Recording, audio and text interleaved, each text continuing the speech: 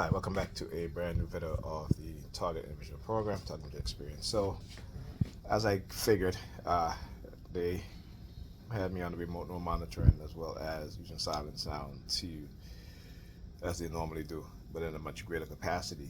Uh, Now my headache is, it's painful. I just yelled out in pain because I had a sharp pain in the back of my head, and immediately after I yelled out in pain, they used the police sirens again to try to engage in this sort of intimidation. And it's like, you know, nothing I can do about the headache. So I don't know why they persistently will use the police sirens whenever I'm in pain or what have you.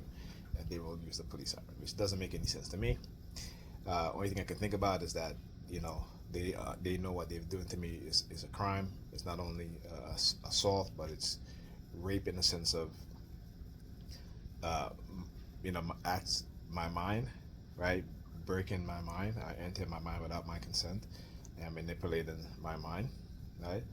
Uh, in particularly using cursive persuasion programs, particularly using silent sound, and in particular, the MIPD engaging in illegal, non-consensual microchipping of human beings in order to track, to monitor them, and then using psychiatric labeling as a means to cover themselves, right?